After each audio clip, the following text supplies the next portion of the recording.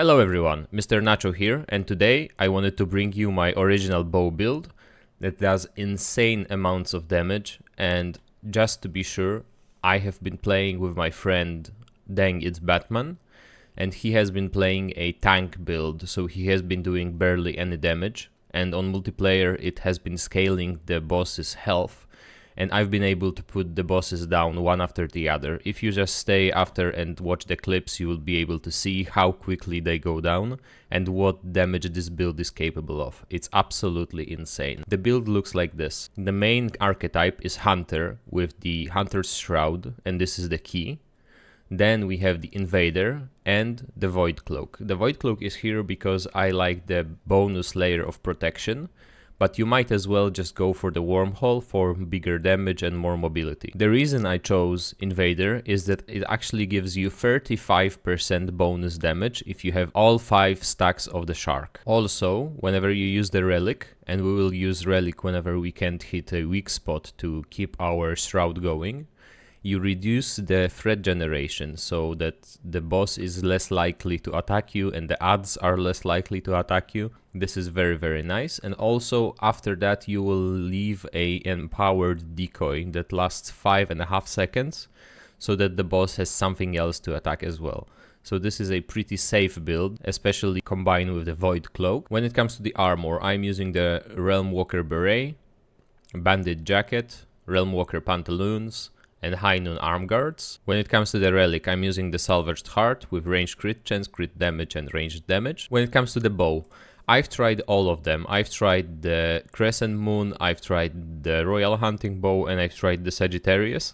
And this one is a clear winner. The Crescent Moon bow is right now the best bow there is in the game. The Sagittarius isn't much behind it, but it's still a little bit weaker. So if you want to optimize and have the best DPS with the bow, then this is the bow that you want to run. You want to run supercharger on it as well for the faster charge speed and bonus crit chance. For the melee, I chose the Spectral Blade just so I can deal with some adds, and the same reason I chose Enigma, just so I can deal with some adds on the boss fights. This is extremely useful for fights like Nightweaver or Annihilation. The orbs and the adds just die very quickly thanks to the Enigma. That's a very good weapon. When it comes to the jewelry, I'm using the Necklace of Supremacy because it gives me 25% increased damage. Probability Cord and Xania's Malice because this is pretty standard.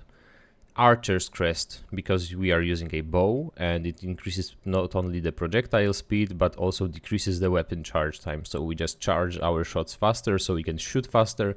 So in practice this is a multiplicative DPS increase.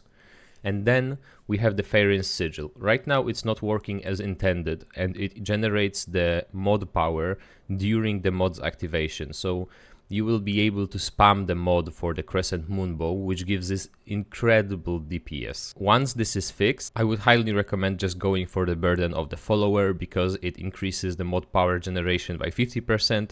And the reduction in fire rate on bows doesn't really mean almost anything. So right now the best option is the Faerin's Sigil because it's just broken, but other than that, Burden of the Follower will do the job just fine. When it comes to the traits, we have Longshot and Untouchable. Longshot isn't really needed because we are using a bow. It already has 25 meters, so this brings it to 31 meters.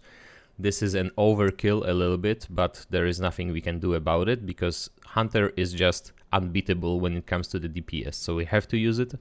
Untouchable is very nice from Invader because it just gives us more iframes whenever we dodge. So we are using Swiftness, Fortify, Vigor, Spirit, Expertise, Fitness and Footwork. The Spirit here isn't very necessary, but we can use it to increase the mod power generation even further with the Faerin's Sigil and make it more consistent to spam our mod. If you are confident that you can hit enough weak spots and crits with the Faerin's Sigil so that the Spirit isn't needed, I would recommend going for something like Regrowth or Triage so that the Relic can heal you for more. Other than that, I think that this is pretty much the most optimized version that we can get. And let me show you the DPS that this build can go for.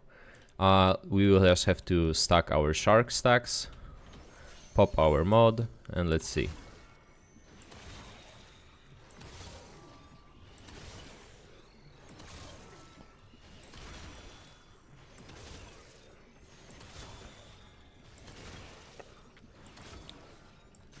As you can see, the mod is already back. We are using the shroud perfectly. We are easily getting about 4k damage. And the crits go for about 5000 damage. That's very respectable, that's insane amount of damage. This isn't really very well represented here, which it will be on the clips that you're about to see. So I highly encourage you to watch the boss fights. The bow does some insane damage. I think that this build is as good as it gets. I hope that you enjoy the clips and have a great day.